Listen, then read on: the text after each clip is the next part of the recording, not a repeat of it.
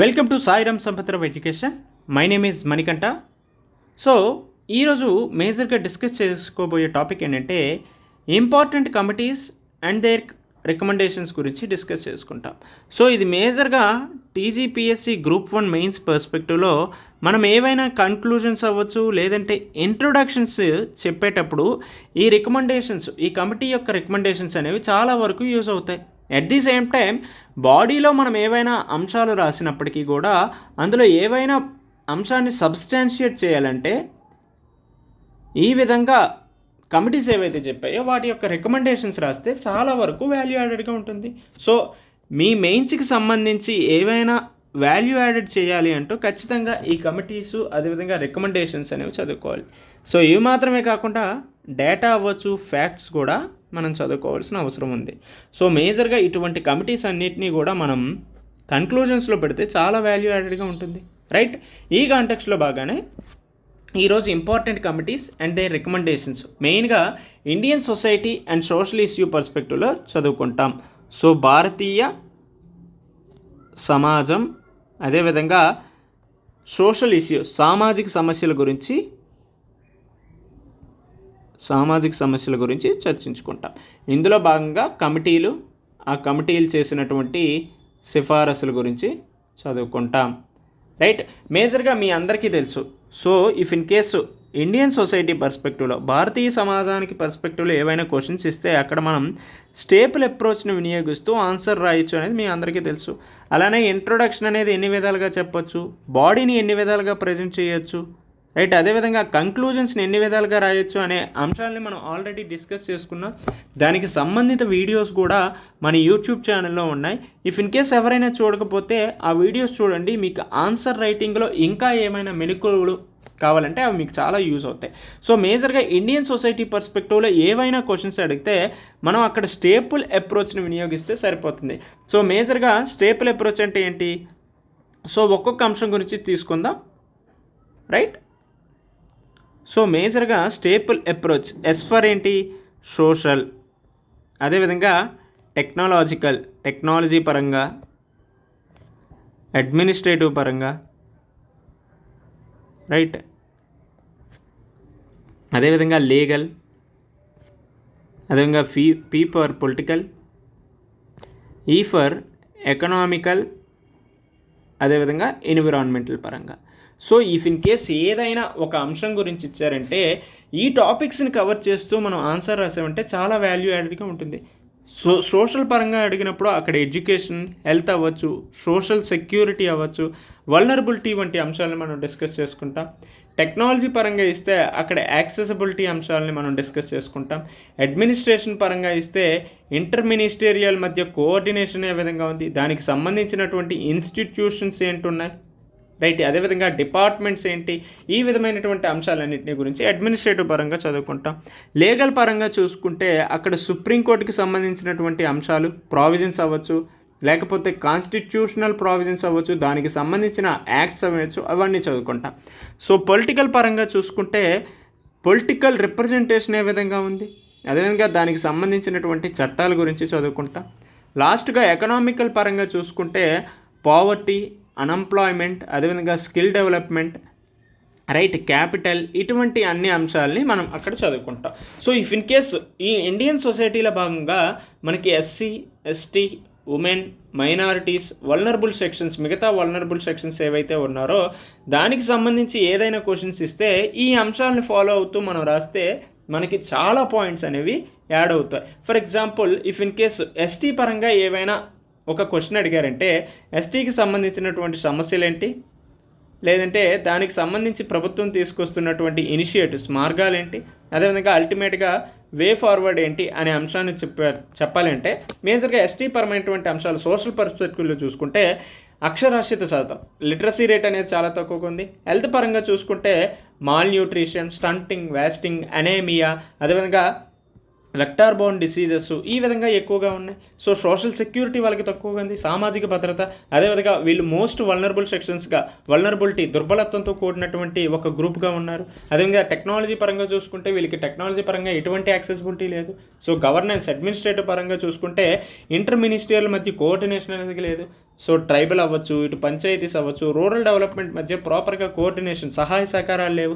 వీళ్ళకి సంబంధించినటువంటి సంస్థలు ఉన్నప్పటికీ కూడా ఆ సంస్థలకు ప్రాపర్గా పవర్స్ అనేవి ఉండకపోవడం వల్ల వీళ్ళకి రిలేటెడ్గా అభివృద్ధి చర్యలు జరపాలంటే అటు ప్రభుత్వాలు దయతలిస్తేనే జరుగుతున్నాయి. అదేవిధంగా లీగల్ పరంగా చూసుకుంటే సుప్రీంకోర్టు యొక్క ప్రావిజన్స్, కాన్స్టిట్యూషనల్ ప్రావిజన్స్, అదేవిధంగా ఎస్టీకి రిలేటెడ్గా ఉన్న చట్టాల గురించి, పొలిటికల్ పరంగా చూసుకుంటే పొలిటికల్ ప్రజెంటేషన్, సో రాజకీయ ప్రాతినిధ్యం ఏ విధంగా ఉంది, అదేవిధంగా ఎకానమీ పరంగా చూసుకుంటే పావర్టీ ఎంత శాతం ఉంది, అన్ఎంప్లాయ్మెంటు, స్కిల్ డెవలప్మెంటు, క్యాపిటల్, ఇటువంటి అన్ని అంశాలని సమస్యలుగా చదువుకుంటాం. సో అదేవిధంగా ప్రభుత్వం దానికి రిలేటెడ్గా, సో ఒక్కొక్క అంశానికి దానికి రిలేటెడ్గా ఏ విధమైనటువంటి కార్యక్రమాలు తీసుకొస్తుంది, అదేవిధంగా వే ఫార్వర్డ్ని కూడా ఈ అంశాలను బేస్ చేసుకుని రాస్తే అరౌండ్ మీకు 20 to 25 పాయింట్స్ యాడ్ వస్తాయి. సో ఈ విధంగా ఈ అప్రోచ్ని మనం ఇండియన్ సొసైటీలో ఫాలో అయ్యామంటే మనకి చాలా మంచి ఆన్సర్ అనేది వస్తుంది. సో దీనికి అనుగుణంగానే ఇంకా మరింత వాల్యూ యాడెడ్ తీసుకొచ్చే విధంగా మీ ఆన్సర్కి ఈ రికమెండేషన్స్ అనేవి ఈరోజు చెప్పడం జరుగుతుంది. సో ఇందులో భాగంగా మేజర్గా ఈరోజు ఫస్ట్ టాపిక్ ట్రైబ్స్ గురించి, సో గిరిజనులకు సంబంధించినటువంటి అంశాల గురించి చదువుకుంటాం. సో మనకి ఏవైతే సమస్యలు, ఛాలెంజెస్ ఉన్నాయో అందులో భాగంగా ఈ ఛాలెంజెస్ని మనం నివారించాలంటే దానికి అనుగుణంగా కొన్ని కమిటీస్ ఉన్నాయి. ఆ కమిటీస్ చెప్పిన రికమెండేషన్స్ని మనం చెప్తే ఈ ఎస్టీ సమస్యలను మనం చాలా వరకు నిరోధించవచ్చు అని చెప్పొచ్చు. సో ఫస్ట్ అందులో భాగంగా యుఎన్ దేబర్ కమిటీ ఉంది. సో 1960లో షెడ్యూల్డ్ ఏరియాస్, అదేవిధంగా షెడ్యూల్డ్ క్యాస్ట్కి, షెడ్యూల్డ్ ట్రైబ్స్కి సంబంధించి ఒక కమిటీ చేశారు. ఆ కమిటీయే యుఎన్ దేబర్ కమిటీ. సో ఎప్పుడు ఏర్పాటు చేశారు? 1960లో ఏర్పాటు చేయడం జరిగింది. సో ఇందులో మేజర్గా ఏం చెప్పారంటే మెయిన్ ఇండియన్ సొసైటీ ఏదైతే ఉందో దానితో ట్రైబల్స్ని ఇంటిగ్రేట్ చేయాల్సిన అవసరము ఉంది అని చెప్పారు.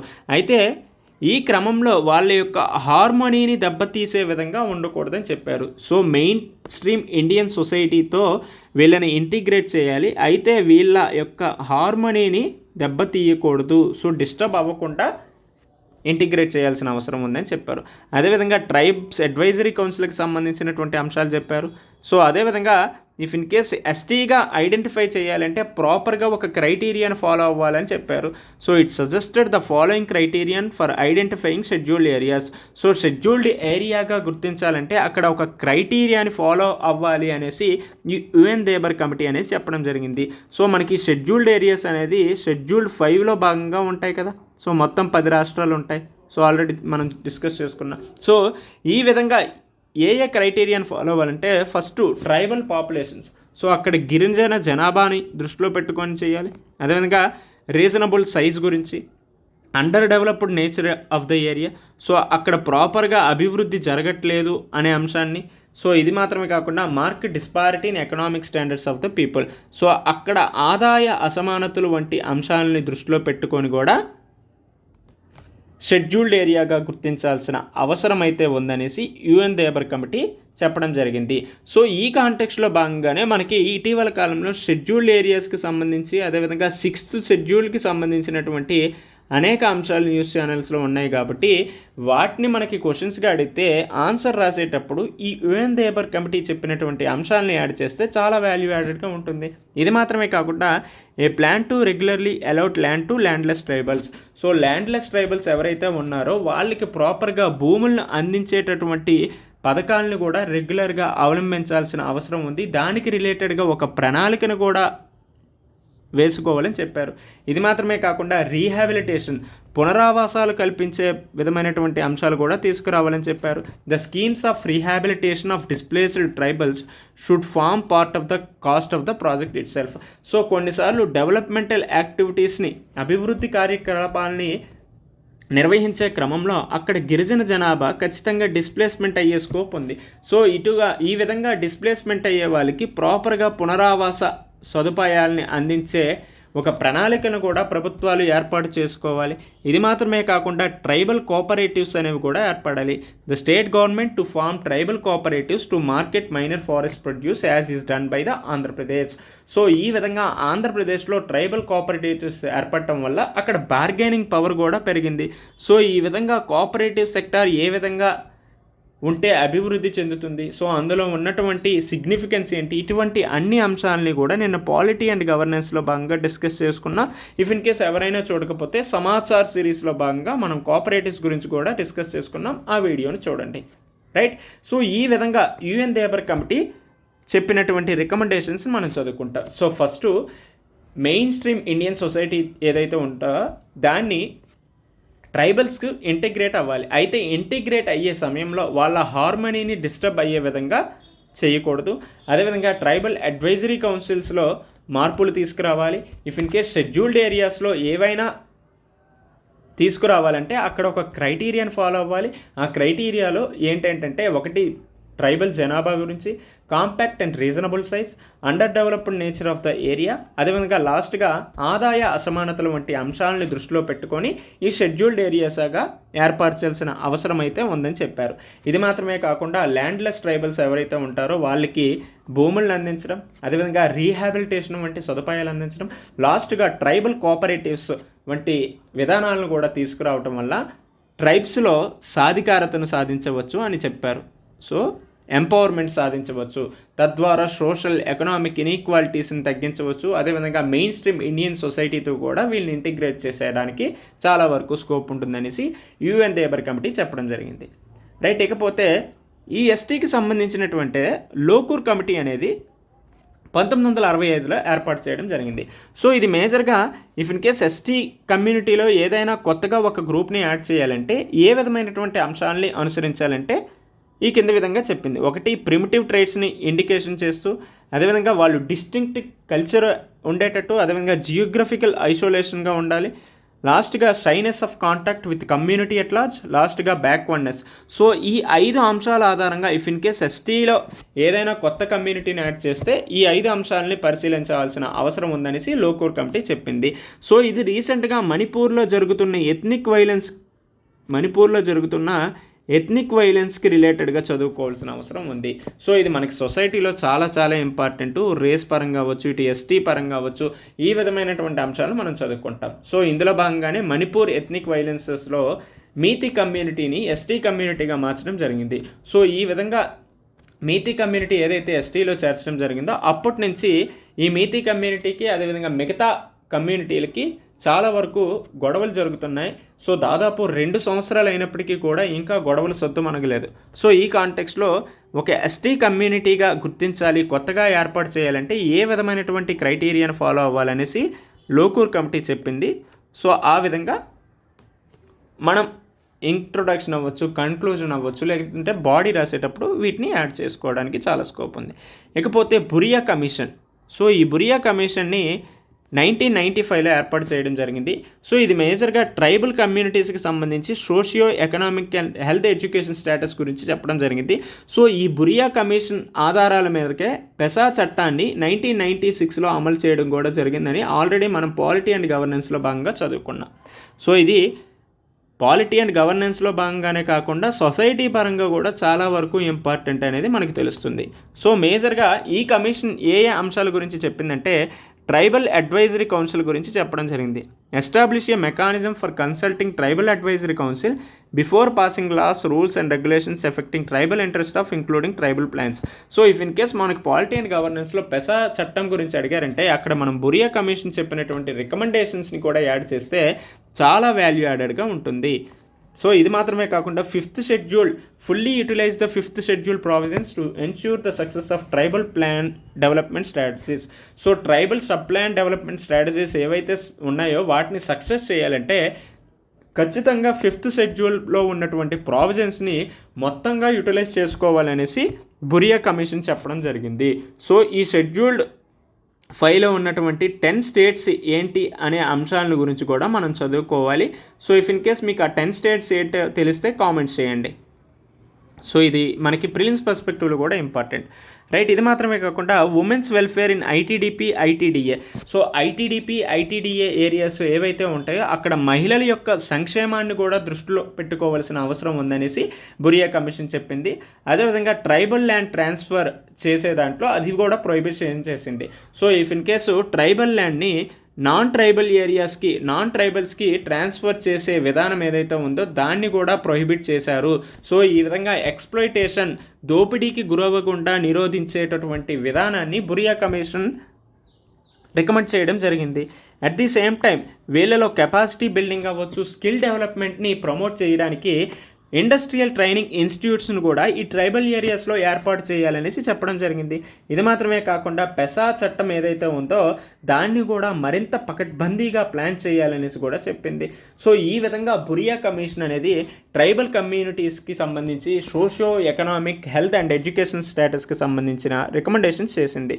సో మేజర్గా ట్రైబల్ అడ్వైజరీ కౌన్సిల్ యొక్క వీటిని మరింత ఇది చేయాలనేసి, అదేవిధంగా 5th షెడ్యూల్ ఏదైతే ఉందో దాన్ని ఫుల్గా యూటిలైజ్ చేసుకొని tribal supply and development strategies ఏవైతే ఉన్నాయో వాటిని సక్సెస్ అవ్వాలని, అదేవిధంగా ఐటీడీపీ, ఐటీడీఏ సెంటర్స్లో ఉమెన్ వెల్ఫేర్స్కి చాలా ఎక్కువగా ప్రయారిటీ ఇవ్వాలని, అదేవిధంగా ఈ ట్రైబల్స్ దగ్గర ల్యాండ్స్ ఏవైతే ఉన్నాయో వాటిని నాన్ ట్రైబల్స్కి, మిగతా వాళ్ళకి ట్రాన్స్ఫర్ చేసే సంస్కృతిని కూడా ప్రొహిబిట్ చేయాలనేసి, అదేవిధంగా వీళ్ళు స్కిల్ డెవలప్మెంటు, ఎంప్లాయ్మెంట్ క్రియేషన్ని చేయడానికి ఇండస్ట్రియల్ ట్రైనింగ్ ఇన్స్టిట్యూట్స్ను కూడా ట్రైబల్ ఏరియాస్లో తీసుకురావాలనేసి బురియా కమిషన్ చెప్పడం జరిగింది. అదేవిధంగా పెసా చట్టాన్ని కూడా ఈ బురియా కమిషనే రికమెండ్ చేసింది. It laws preventing land transfer and other related laws. So ఈ విధంగా పెసా చట్టం గురించి ఆల్రెడీ మనం ఇన్ డీటెయిల్డ్గా పాలిటీ అండ్ గవర్నెన్స్లో భాగంగా చదువుకున్నాం. సో ఇఫ్ ఇన్ కేస్ ఎవరైనా చూడకపోతే పాలిటీ అండ్ గవర్నెన్స్ రిలేటెడ్ వీడియోస్లో ఉంటుంది, చూడండి. సో ఇది మాత్రమే కాకుండా ట్రైబల్ రిలేటెడ్గా సాజా కమిటీ 2013లో కూడా ఏర్పాటు చేయడం జరిగింది. సో ఇందులో మేజర్గా enhanced power, the committee recommended increasing the power of gram panchayat regarding land acquisition and in consent must for land acquisition. So సాజా కమిటీ ఏం చెప్పిందంటే గ్రామ పంచాయతీలకి అధికారాలు ఎక్కువ ఇవ్వాలని చెప్పింది. ఇది మాత్రమే కాకుండా మైనింగ్ రైట్స్లో కూడా ఈ ట్రైబల్ కోఆపరేటివ్స్ ఏవైతే ఉన్నాయో వాటికి అధికారాలు ఇవ్వాలి, వాళ్ళే ఒరిజినల్ వారర్స్గా గుర్తించాలనేసి చెప్పారు. అదేవిధంగా ఏవైతే ఈ ట్రైబల్ ఏరియాస్లో పెద్ద పెద్ద డ్యామ్స్ని కన్స్ట్రక్ట్ చేస్తారో వాటిని కూడా కట్టకూడదు అనేసి ఈ జాగ్జా కమిటీ చెప్పడం జరిగింది. At the same time the committee recommended that officials should be punished for delayed implementation of forest rights act or PESA 1996. So ఈ ఫారెస్ట్ రైట్స్ యాక్ట్ అవ్వచ్చు, అదేవిధంగా పెసా చట్టాలు ఏవైతే ఇంప్లిమెంటేషన్ చేయాలో అటువంటి సమయంలో డిలే అయినా లేకపోతే ప్రాపర్గా ఇంప్లిమెంటేషన్ చేయకపోతే ఖచ్చితంగా అఫీషియల్స్ వాటికి రెస్పాన్సిబుల్గా ఉండాలనేసి కూడా చెప్పడం జరిగింది. ఇది మాత్రమే కాకుండా నక్సల్ అఫెన్సెస్ ఏవైతే మోస్ట్లీ ఈ షెడ్యూల్డ్ ఏరియాస్, ట్రైబల్ ఏరియాస్లోనే చాలా వరకు ఎన్కౌంటర్స్ జరుగుతున్నాయి. సో అమాయకమైనటువంటి ఆదివాసీ ప్రజల యొక్క ప్రాణాలు కూడా ఈ ఎన్కౌంటర్స్లో బలి తీసుకోవడం జరుగుతుంది. సో ఇటువంటి విషయాల్లో కూడా ఒక జ్యుడిషియల్ కమిషన్ని ఏర్పాటు చేయాలనేసి ఈ జాగ్జా కమిటీ చెప్పడం జరిగింది. సో ఇంకొకసారి జాగ్జా కమిటీ గురించి చెప్తాను, గుర్తుపెట్టుకోండి. సో గ్రామ పంచాయతీలకు ప్రాపర్గా పవర్ ఇవ్వాలని చెప్పింది. అదేవిధంగా మైనింగ్ రైట్స్ అనేవి కూడా ఈ ట్రైబల్ కోఆపరేటివ్స్ ద్వారా ఇది చేయాలి, వాళ్ళనే ఒరిజినల్ వారర్స్గా గుర్తించాలని చెప్పింది. అదేవిధంగా ట్రైబల్ ఏరియాస్లో లార్జ్ డ్యామ్స్ ఏవైతే ఉన్నాయో వాటిని కట్టకూడదని చెప్పింది. అదేవిధంగా పెసా చట్టం, ఫారెస్ట్ రైట్స్ యాక్ట్ ఏవైతే ఉన్నాయో వాటిని ఇంప్లిమెంట్ చేయకపోయినా లేదంటే డిలే చేస్తే ఖచ్చితంగా వాటికి అఫీషియల్స్ రెస్పాన్సిబుల్గా ఉండాలి, అట్ ద సేమ్ టైం అకౌంటబుల్గా కూడా ఉండాలని చెప్పింది. అదేవిధంగా ఈ ప్రాంతాల్లో నక్సల్ అఫెన్సెస్ ఉన్నాయో వాటికి జ్యుడిషియల్ కమిషన్ కూడా ఏర్పాటు చేయాలనేసి చెప్పింది. సో ఈ విధంగా ట్రైబల్కి సంబంధించినటువంటి కమిటీస్ గురించి మనం చదువుకుంటాం. 1 జాజా committee, 2 Bhuria commission, 3 Lokur committee, 4 UN Dhebar కమిటీల గురించి చదువుకుంటాం. ఇకపోతే ఇటీవల కాలంలో లాంగ్వేజెస్కి సంబంధించినటువంటి ప్రధానమైనటువంటి అంశాలు మనకి ఎక్కువగా కనిపిస్తున్నాయి. సో ఇండియా అనేది డైవర్సిటీ కంట్రీగా చెప్పుకుంటాం. సో ఎందుకంటే ఇండియాలో అనేక భాషలు, అనేక మాండలికాలు మాట్లాడే ప్రజలు ఉన్నారనేసి ఇండియాని బహుభాష సంస్కృతి కలిగినటువంటి దేశంగా చెప్పుకుంటాం. అయితే ఈ లాంగ్వేజెస్సే ప్రధానమైనటువంటి సమస్యగా ఇటీవల కాలంలో మారింది. సో మేజర్గా 3 లాంగ్వేజ్ ఫామ్లో ఏదైతే ఉందో అది చాలా వరకు కాంట్రవర్షియల్గా మారింది. మెయిన్గా హిందీ లాంగ్వేజ్ని ఇటు సౌత్ ఇండియాలో ప్రమోట్ చేసే విషయంలో అటు కర్ణాటక అవ్వచ్చు లేదంటే తమిళనాడులో చాలా వరకు ఎగ్నెస్ట్గా అవుతున్నారు. సో ఈ కాంటెక్స్ట్లో చూసుకుంటే లాంగ్వేజ్ కమిషన్కి దానికి సంబంధించినటువంటి అంశాల గురించి మనం చదువుకుంటాం. సో ఇందులో భాగంగా మేజర్గా బీజీ ఖేర్ కమిటీ 1955లో ఏర్పాటు చేశారు. సో ఇదే ఫస్ట్ లాంగ్వేజ్ కమిషన్గా కూడా చెప్పుకుంటాం. సో ఇది మనకి ప్రిలిమ్స్ పర్స్పెక్టివ్లో important. So first official language commission ఏదని చెప్తామంటే బీజీ కేర్ కమిటీ. దాన్ని ఎప్పుడు ఏర్పాటు చేశారంటే 1955లో ఏర్పాటు చేయడం జరిగింది. సో ఈ కమిటీ చెప్పినటువంటి రికమెండేషన్స్ చూసుకుంటే ఫస్ట్ ఎలిమెంటరీ ఎడ్యుకేషన్లో ఇంగ్లీష్ కాకుండా ఇండియన్ లాంగ్వేజెస్, సో ప్రాంతీయ భాషలు ఏవైతే ఉంటాయో వాటినే అమలు చేయాల్సిన అవసరం ఉందని చెప్పారు. అదేవిధంగా linguistic medium, Hindi being widely spoken and understood should be the linguistic medium for the country. So Hindi లాంగ్వేజెస్ని కూడా ప్రమోట్ చేయాల్సిన అవసరం ఉందని చెప్పారు. అండ్ ఆల్సో టెక్నికల్ ఇన్స్టిట్యూట్స్లో స్టూడెంట్స్కి దగ్గరగా ఉండే లాంగ్వేజెస్ని చెప్పాలి, అలా కాకపోతే హిందీని కూడా ప్రమోట్ చేయాల్సిన అవసరం ఉందని చెప్పారు. పబ్లిక్ డిపార్ట్మెంట్స్లో కూడా హిందీని ప్రమోట్ చేయాలి. అదేవిధంగా గవర్నమెంట్ లాస్ అన్నీ కూడా హిందీలో ఉండాలి. So if in case public కన్వీనియన్స్ని బేస్ చేసుకొని అక్కడ ప్రాంతీయ భాషలకు అనుగుణంగా కూడా ఆ చట్టాలని తర్జుమా చేయొచ్చు, అనువాదించవచ్చు అనే అంశాన్ని మనకి బీజే కేర్ కమిటీ చెప్పింది. సో ఇది మాత్రమే కాకుండా justice should be delivered in countries language with translation of all supreme court and high court proceedings, recording decisions and orders in regional languages. So ఈ విధంగా సుప్రీంకోర్టు, హైకోర్టు ప్రొసీడింగ్స్ అవ్వచ్చు, రికార్డ్స్, డెసిషన్స్, ఆర్డర్స్ ఇవన్నీ కూడా ప్రాంతీయ భాషల్లో డెలివర్ చేయాలి, ప్రాంతీయ భాషల్లోని అమలు చేయాలనేసి బీజీ కేర్ కమిటీ చెప్పడం జరిగింది. సో ఈ కాంటెక్స్లో మనకు లాంగ్వేజ్ పరంగా చూసుకుంటే రీసెంట్గా అఫీషియల్ లాంగ్వేజెస్కి సంబంధించి ఒక పార్లమెంట్ కమిటీ ఏర్పాటైంది. సో ఇటీవల హిందీ లాంగ్వేజెస్ని ఎక్కువగా ప్రమోట్ చేయాలనేసి ఇటు కేంద్ర ప్రభుత్వాలు చూస్తున్నాయి. సో ఈ కాంటెక్స్లో లాంగ్వేజ్ పరంగా ఫర్దర్గా ఎటువంటి సమస్యలను ఎదుర్కోవాల్సి వస్తుంది అనే అంశాన్ని చూడొచ్చు, రైట్.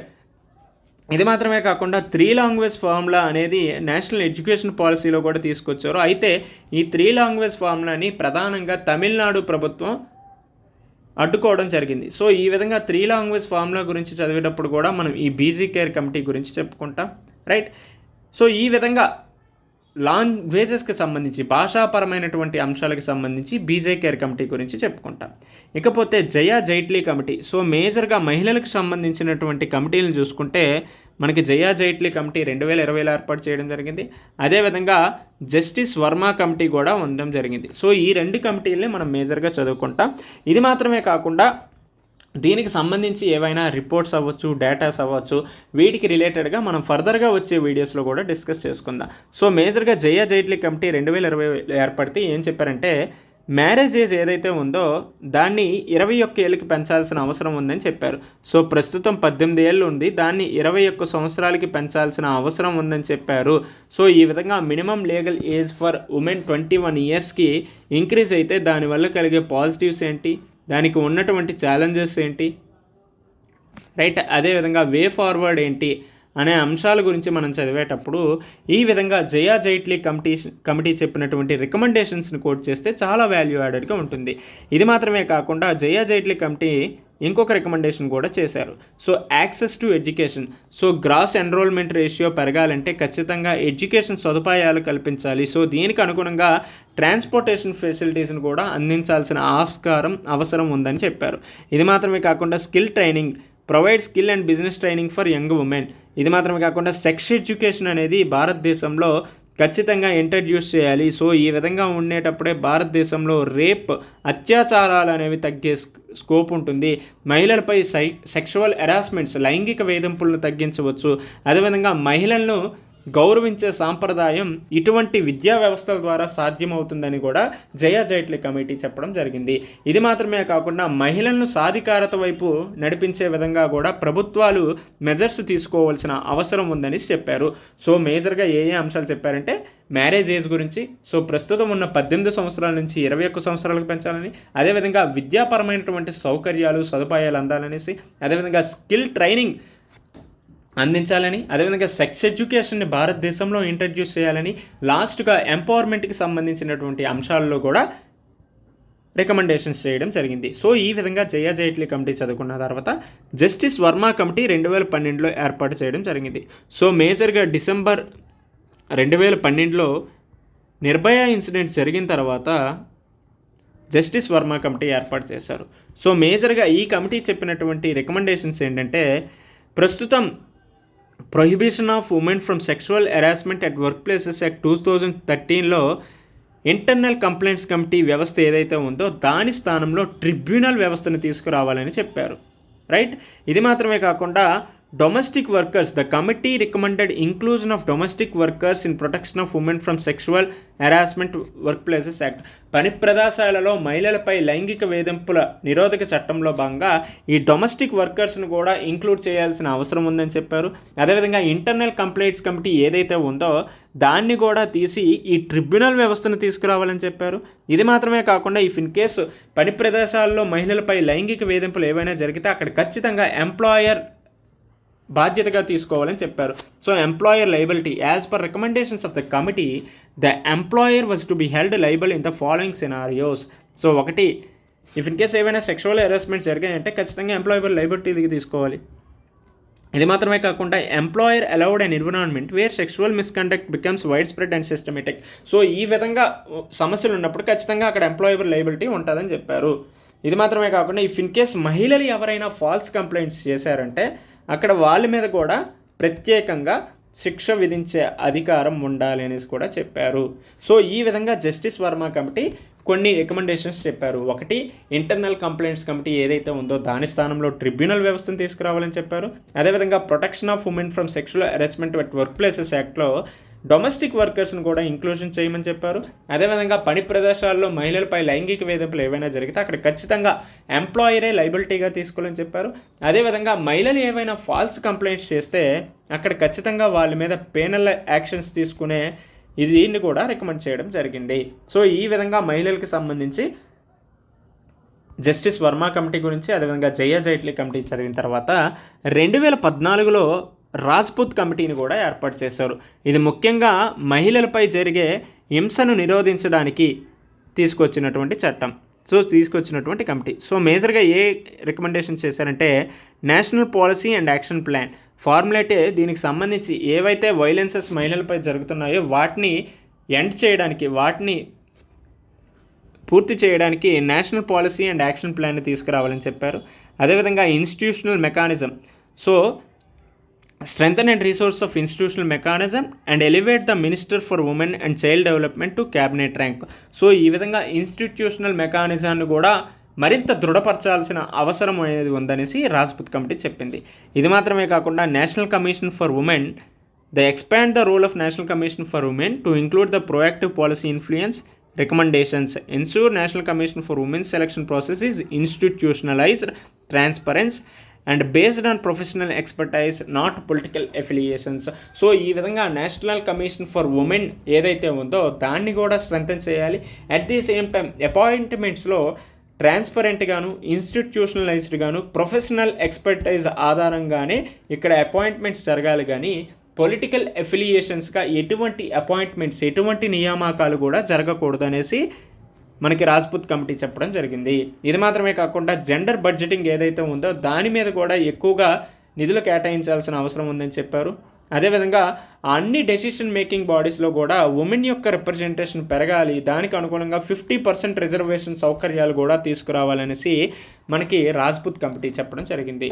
సో ఒకటి, మహిళల మీద జరుగుతున్నటువంటి వైలెన్సెస్ అన్నింటినీ కూడా ఎండ్ చేయడానికి ఒక నేషనల్ పాలసీ అండ్ యాక్షన్ ప్లాన్ని తీసుకురావాలని చెప్పారు. సో ప్రస్తుతం ఏవైతే ఇన్స్టిట్యూషన్స్ ఉన్నాయో ఆ మెకానిజాన్ని స్ట్రెంథెన్ చేయాల్సిన అవసరం ఉందని చెప్పారు. అదేవిధంగా నేషనల్ కమిషన్ ఫర్ ఉమెన్ ఏదైతే సంస్థ ఉందో దాన్ని మరింత దృఢపరచాల్సిన అవసరం ఉంది. అదేవిధంగా అపాయింట్మెంట్స్లో ట్రాన్స్పరెన్సీ, ప్రొఫెషనల్ ఎక్స్పర్టైజ్, ఇన్స్టిట్యూషనలైజ్డ్గానే ఉండాలని చెప్పారు. అదేవిధంగా పొలిటికల్ అఫిలియేషన్స్ ఉండకూడదని చెప్పారు. రైట్. ఇది మాత్రమే కాకుండా జెండర్ బడ్జెటింగ్ని పెంచాల్సిన అవసరం ఉందని చెప్పారు. సో ఆల్ డెసిషన్ మేకింగ్ బాడీస్లో 50% వరకు రిజర్వేషన్ మహిళలకు ఉండాలనేసి చెప్పారు. సో ఈ విధంగా మహిళలకు సంబంధించినటువంటి కాన్సెప్ట్ చదువుకున్న తర్వాత పావర్టీ అండ్ డెవలప్మెంట్ ఇష్యూస్ గురించి చదువుకుంటాం. ఇది మనకి సోషల్ జస్టిస్లో అవ్వచ్చు, అదేవిధంగా ఎకానమీ పరంగా కూడా ఇంపార్టెంట్ అంశం. సో డైరెక్ట్గా మనకి ఈవెన్ ఎస్ఏలో కూడా అడగడానికి చాలా వరకు స్కోప్ ఉంది. సో ఈ కాంటెక్స్లో అలగ్ కమిటీ గురించి మనం చదువుకుంటాం. సో ఏ విధంగా పావర్టీ ఎస్టిమేట్స్ అనేవి భారతదేశంలో పరిణామక్రమం చెందుతూ వచ్చాయి అనే అంశం గురించి చదువుకుంటాం. So evaluation of poverty estimates గురించి మనం ఇక్కడ చదువుకుంటాం.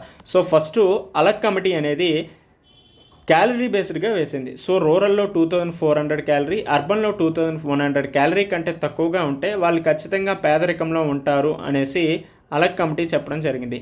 అదేవిధంగా పావర్టీ ఎస్టిమేట్స్కి సంబంధించి 3 రకాల ఎస్టిమేట్స్ మెజర్స్ అనేవి ఉంటాయని మనకు తెలుసు. ఒకటి uniform recall period, mixed recall period, లాస్ట్ది modified mixed recall period. So ఈ అంశాల ఆధారంగానే తర్వాత ఏవైతే కమిటీస్ వచ్చాయో అవి పావర్టీని ఎస్టిమేట్ చేయడం జరిగింది. సో ఈ కాంటెక్స్లో లక్డావాలా కమిటీ 1993లో వచ్చింది. సో ఇది మేజర్గా కన్జంప్షన్ ఎక్స్పెండిచర్ని, స్టేట్ స్పెసిఫిక్ పావర్టీ లైన్స్ని, అదేవిధంగా అర్బన్ ఏరియాస్లో అయితే సిపిఐ ఇండస్ట్రియల్ వర్కర్ల, అదేవిధంగా రూరల్ ఏరియాస్లో అయితే సిపిఐ అగ్రికల్చర్ లేబర్ని ఆధారంగా చేసుకొని పావర్టీని ఎస్టిమేట్ చేయడం జరిగింది. రైట్, ఇది మాత్రమే కాకుండా టెండూల్కర్ కమిటీ 2009లో తీసుకొచ్చారు. సో ఇక్కడ మనం ఎంఆర్పిని యూఆర్పి స్థానంలో ఎంఆర్పిని తీసుకురావడం జరిగింది. ఇది మాత్రమే కాకుండా క్యాలరీ కన్జంప్షన్ స్థానంలో పవర్టీ ఎస్టిమేషన్స్లో మార్పులు చేసింది. First uniform poverty line basket వ్యవస్థను తీసుకొచ్చింది బోత్ అర్బన్ అండ్ రూరల్లో భాగంగా. ఇది మాత్రమే కాకుండా incorporation of private expenditure on health and education while estimating poverty. So పవర్టీని ఎస్టిమేట్ చేసే విధానంలో ప్రైవేట్ ఎక్స్పెండిచర్ ఏదైతే ఉందో, హెల్త్ మీద ఎడ్యుకేషన్ మీద ఖర్చు పెట్టే ప్రైవేట్ ఎక్స్పెండిచర్ ఏదైతే ఉందో దాన్ని కూడా పవర్టీ ఎస్టిమేషన్లోకి తీసుకోవడం జరిగింది. అదేవిధంగా యూఆర్పి స్థానంలో మిక్స్డ్ రీకాల్ పీరియడ్ తీసుకొచ్చారు. సో ఈ విధంగా పావర్టీని ఎస్టిమేట్ చేస్తే దాదాపు 29% వరకు పావర్టీ ఉందనేసి అంచనా వేయడం జరిగింది. ఆ తర్వాత వచ్చిన రంగరాజన్ కమిటీ ఎంఆర్పి స్థానంలో మోడిఫైడ్ మిక్స్డ్ రీకాల్ పీరియడ్ని తీసుకొచ్చారు. రైట్, ఇందులో పావర్టీ ఎస్టిమేట్స్ ఏ విధంగా ఉంది, ఇటువంటి అన్ని అంశాల గురించి చదువుకుంటాం. సో ఇది మేజర్గా ఎకానమీ పర్స్పెక్టివ్లో వచ్చినప్పుడు దీని గురించి ఇంకా డీటెయిల్గా చదువుకుంటాం. ఇది ఇండియన్ సొసైటీ సోషల్ జస్టిస్లో అంత ఇంపార్టెంట్ కాదు. బట్ ఇక్కడైతే national multi dimensional poverty index అనేది మనకి చాలా important. National multi dimensional poverty index అనేది చాలా ఇంపార్టెంట్. ఇందులో మొత్తంగా 3 ఇండికేటర్స్ ఉంటాయి. అదేవిధంగా దానికి సంబంధించి 12 ఇండికేటర్స్ ఏవైతే ఉంటాయో దానికి అనుకూలంగా మనం చదువుకోవాల్సిన ఆవశ్యకత అయితే ఉంది. ఇకపోతే సెక్యులరిజంకి సంబంధించి లౌకికవాదానికి సంబంధించిన అంశాలు మనం చూసుకుంటే మేజర్గా ఇక్కడ మతపరంగా ముస్లిం కమ్యూనిటీకి సంబంధించి 2005లో సచార్ కమిటీని రిపోర్ట్ ఇది చేయడం జరిగింది. అందులో భాగంగా ఈ కమిటీ కొన్ని రికమెండేషన్స్ చేసింది. ఇది మనకి వల్నరబుల్ సెక్షన్స్లో మైనారిటీ పరమైనటువంటి అంశాల్లో భాగంగా చదువుకుంటాం. సో ఇది మనకి చాలా చాలా ఇంపార్టెంట్, ముస్లిం కమ్యూనిటీ రిలేటెడ్ కాబట్టి. సో మేజర్గా ఈ కమిటీ రికమెండేషన్స్ ఏం చేసిందంటే ఇన్స్టిట్యూషనల్ అండ్ అడ్మినిస్ట్రేషన్ రిఫార్మ్స్ అనేవి ఉండాలని చెప్పింది.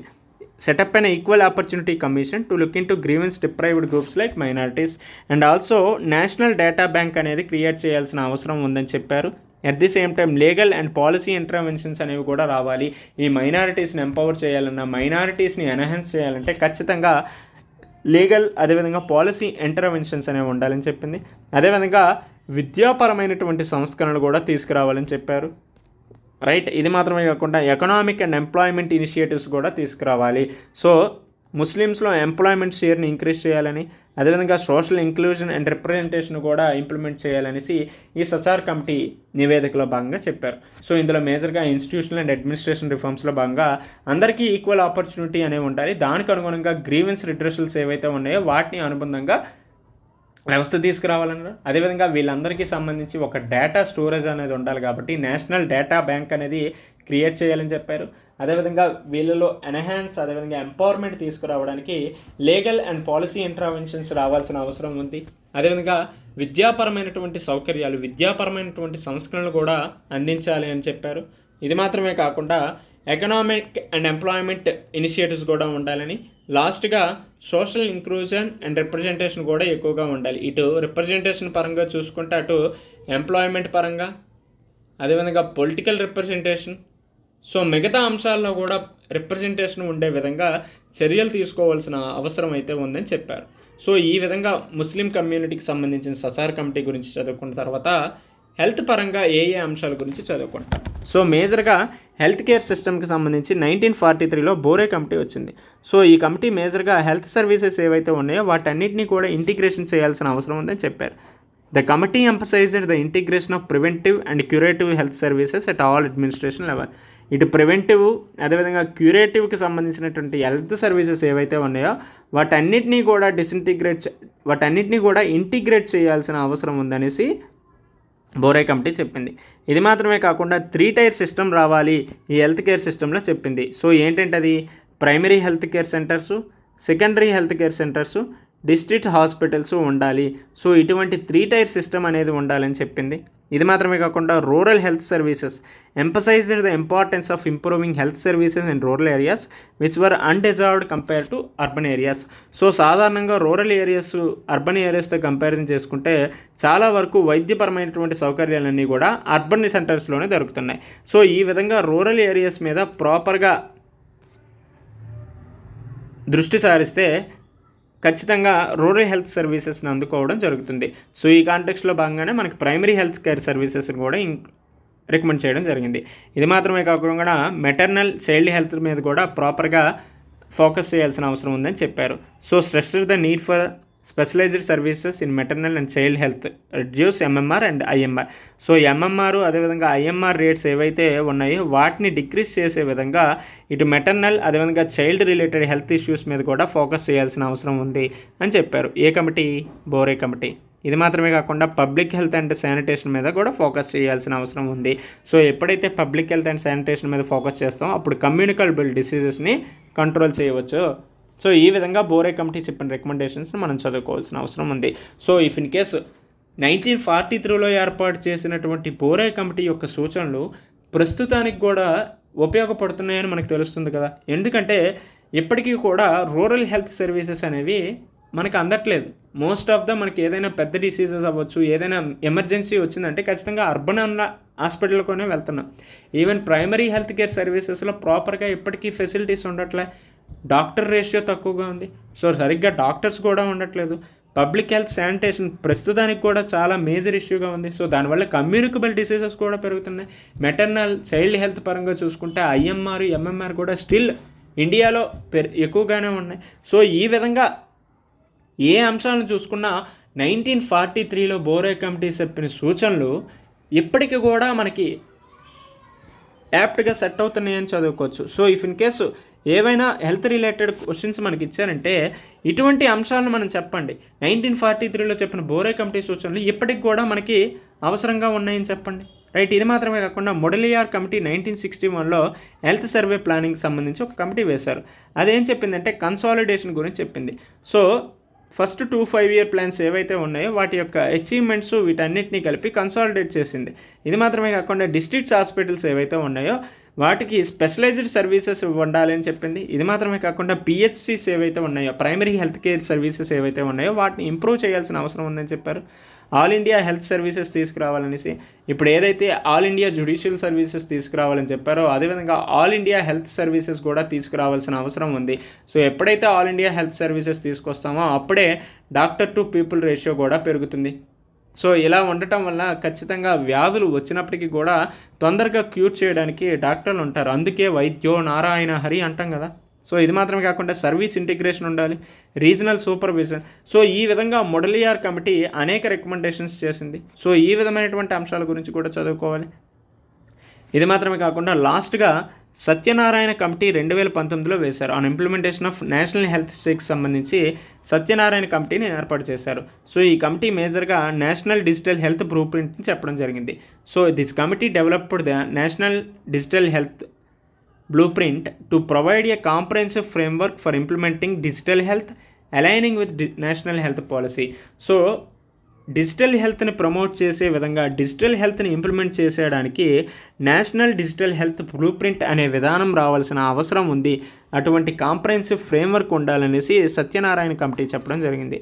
ఇది మాత్రమే కాకుండా యూనిఫైడ్ హెల్త్ ఇంటర్ఫేస్ ఉండాలనేసి, యూనిక్ హెల్త్ ఐడి, అదేవిధంగా పబ్లిక్ హెల్త్ సర్వైలెన్స్, ఇటువంటి అన్ని విధాలు కూడా డిజిటల్ హెల్త్ను ప్రమోట్ చేసే విధంగా ఉండాలనేసి సత్యనారాయణ కమిటీ చెప్పడం జరిగింది. సో ఈ విధంగా ఎడ్యుకేషన్ పరంగా అవ్వచ్చు, హెల్త్ పరంగా అవ్వచ్చు, లేదంటే